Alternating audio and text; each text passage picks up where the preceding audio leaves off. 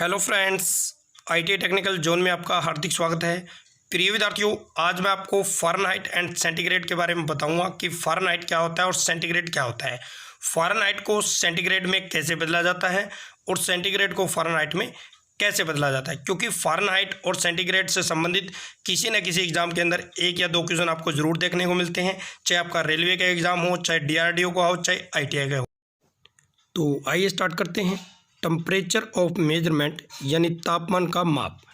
तो प्रिय विद्यार्थियों, इसकी डेफिनेशन होती है, तापमान किसी वस्तु मानवीय तापमान पर वस्तुओं के तापमान की स्थिति बताती है। तापमान के माप की इकाई भी डिग्री होती है। तापमान के माप के लिए जिस मेजरिंग इंस्ट्रूमेंट का प्रयोग किया जाता है उसे हम थर्मोमीटर कहते हैं। तो आइए अब जान लेते हैं टाइप्स ऑफ थर्मोमीटर। तो प्रिय विद्यार्थियों, थर्मोमीटर मुख्य 3 प्रकार के होते हैं। नंबर 1 पे रहेगा फ़ारेनहाइट, नंबर 2 पे रहेगा सेंटीग्रेड और नंबर 3 पे रहेगा रूमर। लेकिन इंजीनियरिंग क्षेत्र के अंदर फ़ारेनहाइट तथा सेंटीग्रेड थर्मोमीटर का ही प्रयोग किया जाता है। तो आइए अब जान लेते हैं फ़ारेनहाइट की डेफिनेशन यानी उसकी परिभाषा। तो प्रिय विद्यार्थियों, इस स्केल में पानी का फ्रीजिंग पॉइंट 32 डिग्री और बॉइलिंग पॉइंट 212 डिग्री होता है और इन दोनों बिंदुओं के बीच की दूरी को 180 बराबर भागों में बांट दिया जाता है। प्रत्येक भाग डिग्री कहलाता है। इस स्केल पर पढ़े गए तापमान को लिखते समय उसके मान के बाद F लिखकर प्रकट करते हैं, जैसे 37 डिग्री फ़ारेनहाइट। तो आइए अब जान लेते हैं सेंटीग्रेड की डेफिनेशन यानी उसकी परिभाषा। तो प्रिय विद्यार्थियों, इस स्केल के अनुसार पानी का फ्रीजिंग पॉइंट 0 डिग्री होता है और बॉइलिंग पॉइंट 100 डिग्री होता है और इन दोनों चिन्हों के बीच की दूरी को बराबर भागों में बांट दिया जाता है। प्रत्येक भाग डिग्री कहलाता है। इस स्केल पर पढ़े गए तापमान को लिखते समय उसके मान के बाद C लिखकर प्रकट करते हैं, जैसे 32 डिग्री C। तो आइए अब जान लेते हैं different between Fahrenheit and centigrade. तो प्रिय विद्यार्थियों, F का मतलब होता है फ़ारेनहाइट और C का मतलब होता है सेंटीग्रेड्स। फ़ारेनहाइट एंड सेंटीग्रेड निकालने के लिए एक ही फार्मूले का प्रयोग किया जाता है। तो देखिए, C/5 इक्वल F-32/9। तो ये आपका फार्मूला रहेगा फ़ारेनहाइट एंड सेंटीग्रेड निकालने के लिए।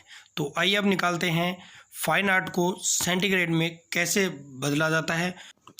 तो आइए जान लेते हैं फ़ारेनहाइट टू सेंटीग्रेड। तो प्रिय विद्यार्थियों, फ़ारेनहाइट को हम सेंटीग्रेड में बदलेंगे, तो इसलिए हमने एक क्वेश्चन लिया हुआ है 100 डिग्री फ़ारेनहाइट है इक्वल सेंटीग्रेड के अंदर हमें चेंज करना है।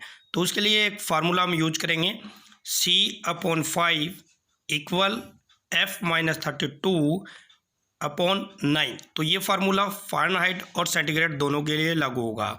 उसके बाद आपको करना है C/5 इक्वल 100-32/9, यानी F हमने कितना लिया हुआ है, 100 लिया हुआ है। उसके बाद क्या करना है, C/5 इक्वल 68/9, यानी 100 में से 32 माइनस कर दिए गए हैं।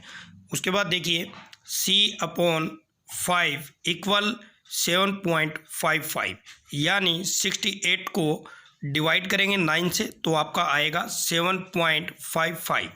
उसके बाद C इक्वल 7.55 मल्टीप्लाई 5, अगर दोनों को मल्टीप्लाई करेंगे तो C इक्वल 37.75 आएगा। तो ये आपका फाइनल आंसर आ गया है। 100 डिग्री फ़ारेनहाइट इक्वल 37.75 सेंटीग्रेड के अंदर चेंज कर दिया गया है। तो आइए प्रिय विद्यार्थियों, अब जान लेते हैं सेंटीग्रेड टू फ़ारेनहाइट, यानी सेंटीग्रेड को हम अब फ़ारेनहाइट के अंदर बदलेंगे। Centigrade to Fahrenheit. तो प्रिय विद्यार्थियों, सेंटीग्रेड को फ़ारेनहाइट में चेंज करेंगे। Question number 2, 37 degree centigrade equal degree Fahrenheit, यानी सेंटीग्रेड और फ़ारेनहाइट के लिए एक ही फार्मूले का प्रयोग किया जाता है, C/5 इक्वल F-32/9। उसके बाद C की जगह लेना है आपको 37/5 equal F-32/9। 37 multiply 9 upon 5 equal F minus 32। उसके बाद 37 मल्टीप्लाई 9 है, इसको अगर मल्टीप्लाई करेंगे तो 333 upon 5 equal F minus 32। 333 upon 5 को डिवाइड करेंगे तो आपका आंसर आएगा 66.6 इक्वल F माइनस 32। उसके बाद F इक्वल्स 66.6 प्लस 32। अब आपको माइनस की जगह प्लस कर देना है। इन दोनों को अगर प्लस करेंगे तो F इक्वल 98.6 डिग्री आपका फ़ारेनहाइट आ जाएगा। तो यानी आपका फाइनल आंसर आ चुका है 30 degree centigrade equal 98.6 degree Fahrenheit आपका आंसर आ चुका है। तो प्रिय विद्यार्थियों, कंप्लीट मैंने आपको फ़ारेनहाइट सेंटीग्रेड के बारे में बता दिया है।